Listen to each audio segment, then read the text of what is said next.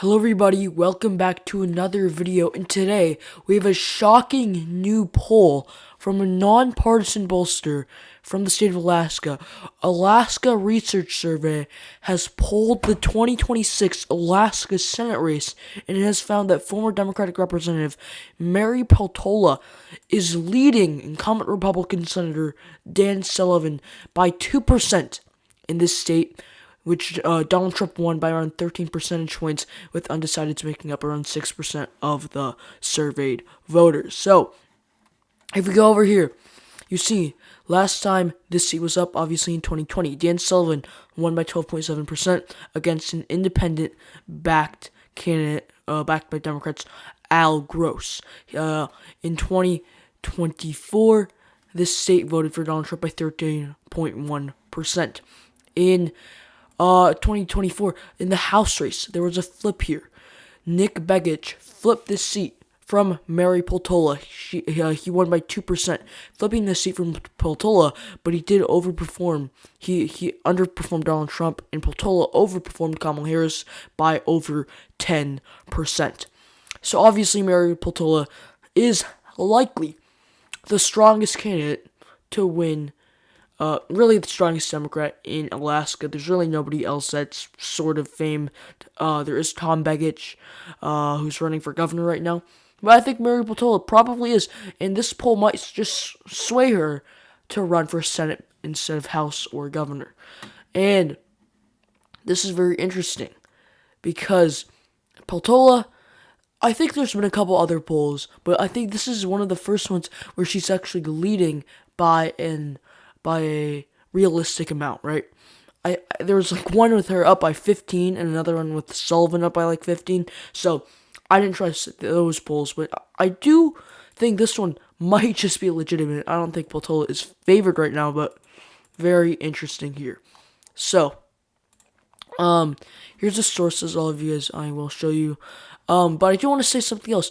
This same poll also polled the 2028 Democratic primary in the state of Alaska. Alaska isn't that much of a state that is important in the primary process, but we can look at how this will affect the rest of the primaries.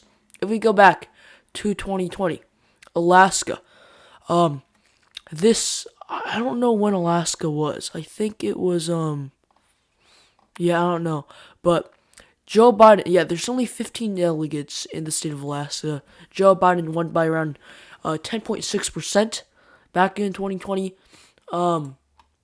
So, yeah, you do have that. So, it's not as, because obviously Sanders was a progressive candidate.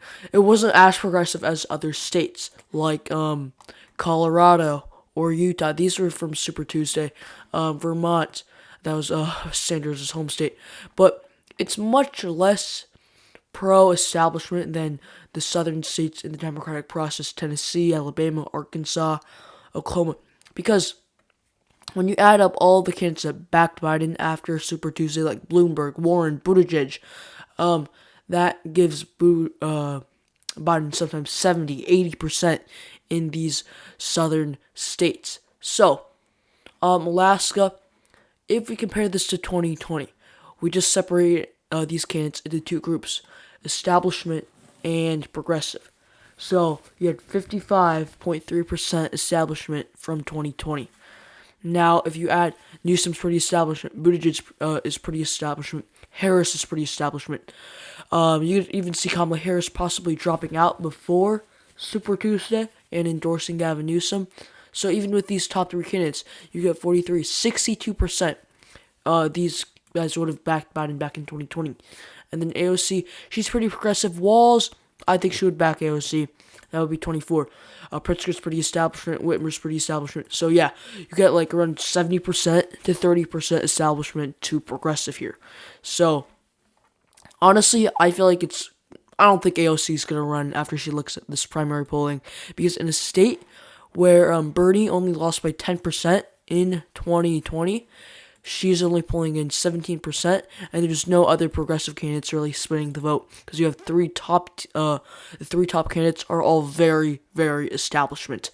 So Yeah, and also Gavin Newsom. I haven't seen a poll in any state recently where Gavin Newsom was not leading, so that's also very interesting. So, yeah, these are some very interesting new polls out of Alaska. So I hope you enjoyed this video. Please subscribe and like. Let's get to 1.5 thousand by Election Day, November 4th, 2025, and I'll see you next time. Goodbye.